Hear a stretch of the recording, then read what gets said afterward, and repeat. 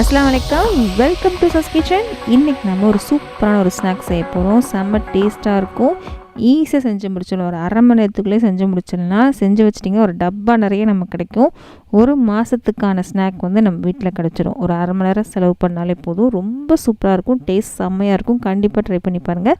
அளவுகளை மட்டும் நீங்கள் கரெக்டாக எடுத்துக்கோங்க. இப்போ வாங்க இந்த ஓமப்பொடி ரெசிபி எப்படி பண்ணலாம் அப்படின்றத பார்க்கலாம். நான் இன்றைக்கி 1 கப் பொட்டுக்கடலை எடுத்து வச்சுருக்கேன். இதுதான் நமக்கு அளவு. இதை நம்ம மிக்ஸி ஜாரில் சேர்த்து நல்லா பவுடராக அரைக்கணும். இப்போது மிக்ஸி ஜாரில் சேர்க்கலாம். நம்ம எடுத்த பொட்டுக்கடலை இருக்கு இல்லையா, அதை மிக்ஸி ஜாரில் சேர்த்து நல்லா பவுடர் அரைச்சிட்டு வந்துடலாம். சேர்த்துட்டேன், அரைச்சிடலாம். இப்போது அரைச்சதுக்கப்புறம் காமிக்கிறேன். இங்கே பாருங்கள், அரைச்சிட்டு வந்துட்டேன். இதை கண்டிப்பாக சலிக்கணும். நம்ம எவ்வளோ தான் பவுடர் அரைச்சிருந்தாலுமே கொஞ்சமாக திப்பிகள் இருக்க தான் செய்யும். அதனால் கண்டிப்பாக சலிக்கணும். இப்போ சலிக்கலாம் வாங்க. ஒரு பெரிய தட்டு எடுத்து வச்சுருக்கேன். இதில் நம்ம சலடை வச்சுருக்கேன். இல்லை சலிச்சாச்சு. இங்கே பாருங்கள், திப்பி கிடைக்கிது பார்த்திங்களா. இது நமக்கு தேவையில்லை. இப்போது நைஸான பவுட்ரு 1 கப் அளவுக்கு இருந்துச்சு எனக்கு. நம்ம அரைச்ச 1 கப் பொட்டுக்கடலைக்கு 1 கப் அளவுக்கு நமக்கு பொட்டுக்கடலை மாவு கிடச்சிருக்கு. இதுக்கு 3 கப் அளவுக்கு நம்ம அரிசி மாவு சேர்க்க போகிறோம். இதே கப்பில் தான் நம்ம அரிசி மாவு சேர்க்க போகிறோம். நீங்கள் கடையில் வாங்கின அரிசி மாவே நீங்கள் சேர்த்துக்கலாம். நீங்கள் வீட்டில் அரைச்சி வச்சுருந்தீங்கன்னா அது கூட சேர்த்துக்கலாம். உங்களுக்கு எது இருக்கோ அது நீங்கள் சேர்த்துக்கோங்க. 3 கப் அளவுக்கு அரிசி மாவு சேர்த்துக்கலாம். இப்போ 2வது கப் சேர்க்குறோம்.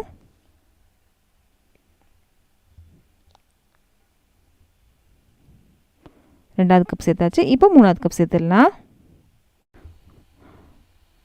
1 கப் பொட்டுக்கடலை மாவுக்கு 3 கப் அளவுக்கு நம்ம அரிசி மாவு சேர்த்துருக்கோம். இதுக்கு ஒரு 1/2 டேபிள் ஸ்பூன் அளவுக்கு மிளகாத்தூள். உங்கள் காரத்துக்கு ஏற்றாப்புல எடுத்துக்கோங்க. இது ரொம்ப காரமாக தான் நல்லா இருக்காது. இதுவே கரெக்டாக தான் இருக்கும். இதுக்கப்புறம் ஒரு 1/2 டேபிள் ஸ்பூன் அளவுக்கு ஓமம் எடுத்திருக்கேன். அதையும் நம்ம சேர்த்துக்கலாம். இது லைட்டாக க்ரஷ் பண்ணி தான் வச்சுருக்கேன், அதனால் அப்படியே சேர்த்துட்டேன். இதுக்கப்புறம் உப்பு சேர்த்துக்கோங்க. நான் உப்பு சேர்க்க மறந்துட்டேன். இப்போ கலந்து விட்டாச்சு. இப்போ தான் நான் வந்ததுனால உப்பு இப்போ சேர்க்குறேன். நீங்கள் ஃபஸ்ட்டே உப்பு சேர்த்துக்கோங்க. இப்போ இதுக்கு தேவையான அளவு உப்பு சேர்த்து இப்போ நல்லா கலந்து விட்டுக்கலாம். இப்போ கலந்து விட்டுடலாம். இதுக்கு நெய்யை சூடு பண்ணி சேர்க்கணும், எண்ணெய் சூடு பண்ணி சேர்க்கணும்னு அவசியமே இல்லைங்க. இப்போ எண்ணெய் சேர்க்கணும்னு அவசியமே கிடையாது நமக்கு. இப்போ நல்லா கலந்து விட்டுடலாம். கலந்து விட்டாச்சு. இப்போ என்ன பண்ணோம் அப்படின்னா, ஒரு 1.5 கிளாஸ் அளவுக்கு நம்ம தண்ணியை சூடு பண்ணி எடுத்துக்கோங்க. சூடு பண்ணிவிட்டு இந்த மாதிரி நல்லா கலந்து விடுங்க. தண்ணி நல்லா சூடாக இருக்கணும். 1.5 கிளாஸ் அளவுக்கு தண்ணி சேர்த்துருக்கோம். சேர்த்துட்டு இது 1.5 கிளாஸ் அளவுக்கு பத்தாது தான். இந்த மாதிரி நல்லா கலந்து விட்டுட்டு, ஓரளவுக்கு நல்லா கலந்து விட்டு இந்த மாதிரி அமுக்கி விட்டுக்கோங்க. இந்த சூட்லேயே இந்த அரிசி மாவு வேகணும். இங்கே பாருங்கள், கையால் இந்த மாதிரி அமுக்கி விட்டுக்கோங்க. இந்த சூட்லேயே பார்த்திங்கன்னா இந்த மாவு கொஞ்சம் வெந்துடும். இதனால தான் நம்ம எண்ணெய் சேர்க்கணும்னு அவசியம் இல்லை. இப்படி ஒரு 5 நிமிஷம் விட்டுருங்க இந்த மாவை. இப்போ ஒரு 5 நிமிஷம் ஆயிடுச்சு. கையால் இந்த மாதிரி ஊற்றி விட்டுக்கோங்க.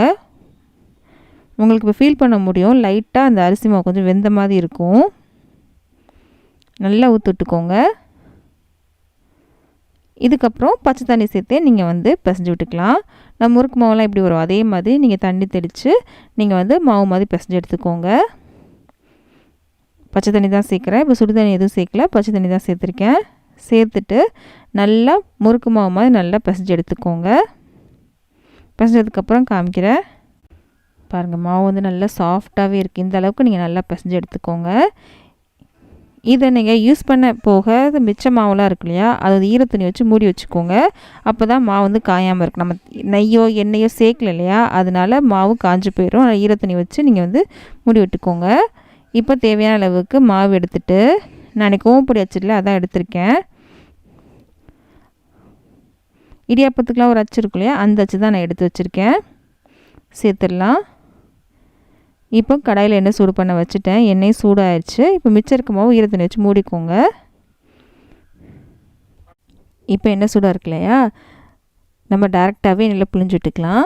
இப்படி புளியறது உங்களுக்கு கஷ்டமாக இருக்குது அப்படின்னா நீங்கள் முறுக்கு மாதிரி தனியாக புழிஞ்சிட்டு எடுத்து நீங்கள் கூட எண்ணெயில் சேர்த்து பொரிச்சு எடுத்துக்கலாம். இந்த மாதிரி செய்யும்போது உங்களுக்கு சீக்கிரமாகவே பொரிஞ்சிடும். டக்கு டக்குன்னு வேலை முடிஞ்சிடும் உங்களுக்கு. இன்னும் கொஞ்சம் நம்ம எடுத்துடலாம். ரொம்ப நேரம் விட்டிங்கன்னா அது கரைஞ்சி போயிடும். லைட்டாக நுரைய அடங்கினோடனே நம்ம எடுத்துடலாம். அவ்வளோதான், எடுத்துடலாம். எல்லாம் வடிச்சிட்டு நம்ம எடுத்து தனியாக ஒரு பிளேட்டில் வச்சுக்கலாம். எடுத்து வச்சுருக்கேன் பாருங்கள். சூப்பரான ஒரு ரெசிபிங்க. கண்டிப்பாக ட்ரை பண்ணி பாருங்கள், அதுக்கு ரொம்ப பிடிக்கும். இந்த வீடியோ பிடிச்சிருந்துச்சுன்னா ப்ளீஸ் லைக் பண்ணுங்கள். லைக் பண்ணால் தான் இந்த வீடியோ வந்து நிறைய பேருக்கு ரெக்கமெண்ட் ஆகும். நிறைய பேர் இன்னும் சப்ஸ்கிரைப் பண்ணாமல் தான் பார்த்துட்ருக்கீங்க. ப்ளீஸ் சப்ஸ்கிரைப் பண்ணுங்கள், அது கொஞ்சம் மோட்டிவேஷனாக இருக்கும். இந்த மாதிரி ரெசிபிஸ்லாம் உங்கள் ஃப்ரெண்ட்ஸ்க்கும் ஃபேமிலிஸ்க்கும் யாருக்காவது பிடிக்கும் அப்படின்னா அவங்களுக்கு இந்த வீடியோ ஷேர் பண்ண மறக்காதீங்க. நம்ம அடுத்த வீடியோ சந்திக்கலாம்.